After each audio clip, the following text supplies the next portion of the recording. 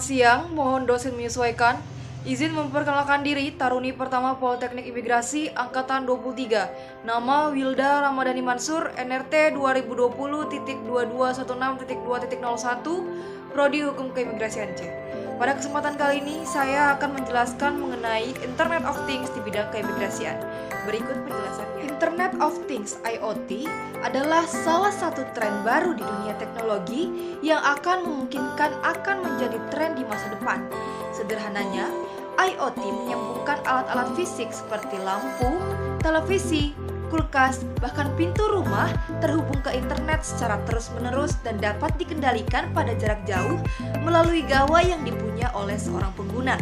Menurut Burench dan Misalkar dalam jurnal Apri Junaidi, Internet of Things (IoT) adalah struktur di mana objek, orang diberikan identitas eksklusif dan kemampuan untuk merelokasi data melalui jaringan tanpa memerlukan sentuhan dua arah antar manusia, sebagai contoh sumber ketujuan atau interaksi manusia ke komputer.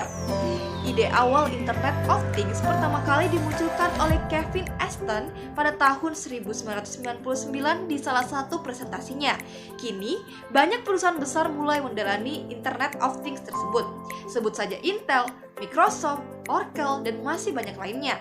Banyak yang memprediksi bahwa pengaruh Internet of Things adalah the next big thing di dunia teknologi informasi. Hal ini karena IoT menawarkan banyak potensi yang bisa dikali. Contoh sederhana, manfaat dan implementasi dari Internet of Things misalnya adalah kulkas yang dapat memberitahukan kepada pemiliknya via SMS atau email tentang makanan dan minuman apa saja yang sudah habis dan harus di-stok lagi. Lalu, bagaimana cara kerja IoT?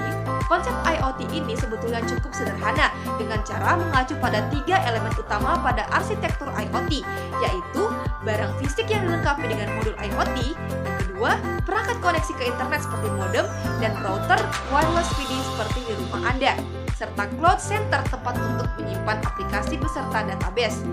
Dasar prinsip kerja perangkat IoT adalah benda di dunia nyata diberikan identitas unik dan dapat diakali di sistem komputer dan dapat direpresentasikan dalam bentuk data di sebuah sistem komputer. Pada awal implementasi, gagasan IoT, pengenal yang digunakan agar benda dapat diidentifikasi dan dibaca oleh komputer adalah dengan menggunakan kode batang atau barcode, kode QR atau QR code, dan identifikasi frekuensi radio. Dalam perkembangannya, sebuah benda dapat diberi pengenal berupa IP address dan menggunakan jaringan internet untuk bisa berkomunikasi dengan benda lain yang memiliki pengenal IP address. Cara kerja Internet of Things yaitu dengan memanfaatkan sebuah argumentasi pemrograman yang dimana tiap-tiap perintah argumennya dapat menghasilkan sebuah interaksi antar sesama mesin yang terhubung secara otomatis tanpa campur tangan manusia dan dalam jarak berapapun.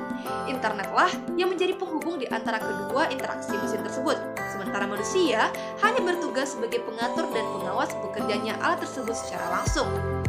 Ada beberapa unsur pembentuk IoT yang mendasar, yaitu kecerdasan buatan, konektivitas, sensor, keterlibatan aktif, serta pemakaian perangkat berukuran kecil.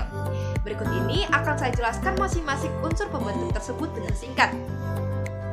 Yang pertama adalah kecerdasan buatan atau artificial intelligence.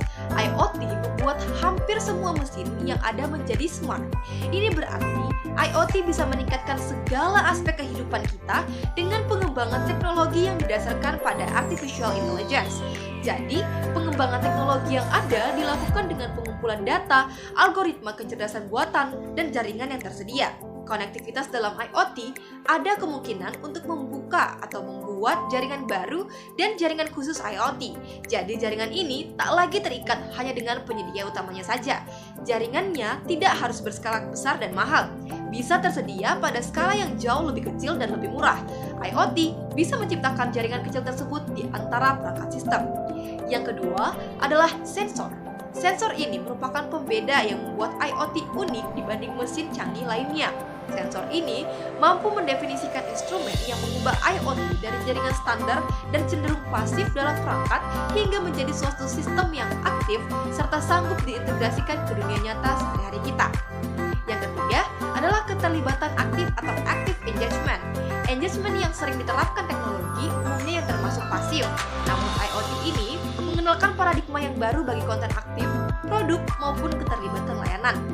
Yang keempat adalah perangkat berukuran kecil. Perangkat, seperti yang diperkirakan para pakar teknologi, memang menjadi semakin kecil, makin murah, dan lebih kuat dari masa ke masa. IoT memanfaatkan perangkat-perangkat kecil yang dibuat khusus ini agar menghasilkan ketepatan, skalabilitas, dan fleksibilitas yang baik. Adapun salah satu contoh penerapan IoT di bidang keimigrasian seperti yang dilakukan oleh Kantor Imigrasi Kelas 1 Non-TP Jakarta Pusat yang menciptakan sebuah inovasi sebagai langkah persiapan penilaian zona integritas menuju wilayah birokrasi bersih dan melayani. Inovasi ini dilakukan dalam layanan digital dengan meluncurkan Sisiska, Imigrasi Sistem Chat Advisor. Sisiska merupakan sebuah program komputer berbasis Artificial Intelligence atau kecerdasan buatan, alias robot virtual yang dapat mensimulasikan percakapan layaknya manusia. Teknologi ini juga dikenal sebagai sistem asisten digital yang dapat membantu memproses permintaan pengguna dan memberikan jawaban relevan dengan cepat. Inovasi ini ditujukan untuk orang asing yang menginap di penginapan atau hotel dengan melakukan scan barcode. Selain itu juga, Kantor Imigrasi Kelas 1 TP Kendari pun melaksanakan penyebaran stiker barcode Silangsing sebagai bentuk penerapan IoT di bidang keimigrasian yang dilakukan di beberapa hotel di Kota Kendari dan Hotel Sultan Raja di Kolaka. Inovasi ini disambut positif oleh pihak hotel dan pihak hotel akan membantu dalam berjalannya Silangsing yang berguna sebagai informasi untuk mengetahui keberadaan orang asing tersebut. Silangsing bersinergi dengan APOA, aplikasi pelaporan orang asing, yang ditunjukkan untuk pihak hotel. Kantor Imigrasi Kelas 1 TP Kendari terus berkomitmen memberikan pelayanan terbaik bagi masyarakat. Selain itu juga, Kantor Imigrasi Kendari mempunyai Si Abang yang merupakan e-office internal Kanwil Kendari untuk membantu kontrol penggunaan barang dan ketersediaan barang. Aplikasi ini memudahkan petugas untuk mempertanggungjawabkan penggunaan barang habis pakai di Kanwil Kendari. Itulah tadi pemaparan yang dapat saya berikan mengenai Internet of Things di bidang keimigrasian. Terima kasih. Assalamualaikum warahmatullahi wabarakatuh.